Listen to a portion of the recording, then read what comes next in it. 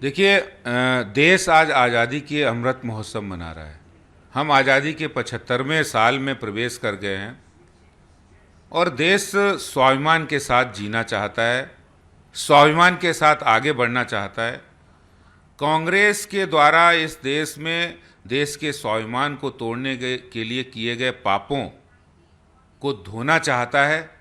कुछ पाप तो धो दिए हैं प्रधानमंत्री मोदी जी ने, और आने वाले समय में कुछ पाप धुलने वाले हैं। और जो कांग्रेस ने इस देश के स्वाभिमान को गिरवी रखकर देश की आज़ादी के बाद इस दिल्ली देश की राजधानी के प्रमुख क्षेत्र जहां संसद भवन है, जहां पर राष्ट्रपति भवन है, वहां पर विदेशी आक्रांताओं के नाम से जिन सड़कों के नाम रखे थे, Babar road, Humayun road, Akbar road, Tughlaq road, Shahjahan road, उन सभी सड़कों के नाम बदलने के लिए हमने एनडीएमसी को चिट्ठी लिखी है और ये कहा है कि जिस तरह से विदेशी आक्रांताओं के नाम पर ये सड़कें थी, भारत का नागरिक कभी भी विदेशी आक्रांताओं को अपना आदर्श नहीं मान सकता। हमारे आदर्श महाराणा प्रताप हैं, हमारे आदर्श गुरु गोविंद सिंह हैं, हमारे आदर्श डॉक्टर एपीजे अब्दुल कलाम हैं, हमारे आदर्श जनरल बिपिन रावत हैं, हमारे आदर्श महर्षि वाल्मीकि हैं, हमारे आदर्श खुदीराम बोस हैं, जिनके नाम पर ये सड़कों के नाम रखे जाने चाहिए।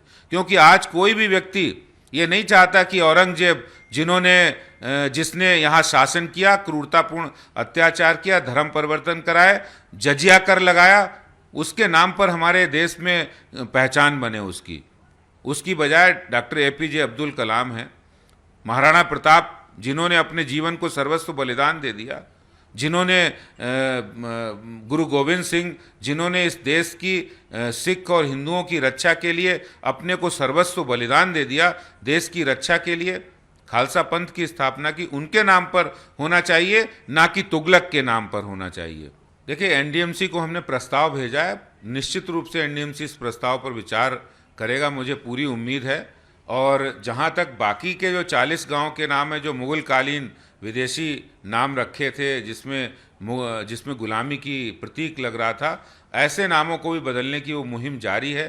देखिए, आज देश स्वाभिमान के दौर से गुजर रहा है। ऐसे में जिन लोगों ने स्वाभिमान को तोड़ने की कोशिश की थी, आज उनका चेहरा भी बेनकाब हो गया है।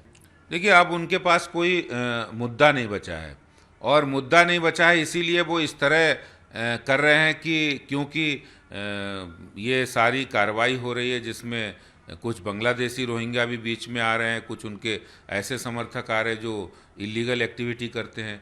तो आम आदमी पार्टी की राजनीति ही पूरी इलीगल एक्टिविटी करने वाले गुंडे, मवालिये, दंगाई और दंगा फैलाने वाले लोग, बांग्लादेशी रोहिंग्या, उन्हीं को समर्थन देने पर टिकी है। तो वो तो करेंगे इस तरह की कार्रवाई में बाधा डालना, इस तरह के आरोप लगाना। लेकिन देश और दिल्ली देख रहा है, सब जनता जान रही है कि आपको किस लिए चुना गया था, आप कर क्या रहे हैं, आप किस बुलडोज़र के सामने क्यों लेटे हैं। चिंता मत करिए, बुलडोज़र के सामने लेटे रहिए, जनता उन्हें लिटाने वाली है। देखिए, काम किसका होता किसका नहीं होता है, इसका फैसला कई मामलों में अदालत भी करती है। और कोई भी नगर निगम होता है, नगर निगम का जुरिडिक्शन होता है, जितने भी एंटी इंक्रोचमेंट ड्राइव होते हैं वो नगर निगम ही करता है। आगे एमसीडी जो कार्रवाई कर रहा है वो किस तरह? बिल्कुल, ये कार्रवाई जारी रहेगी, कार्रवाई जारी थी, जारी है और जारी रहेगी।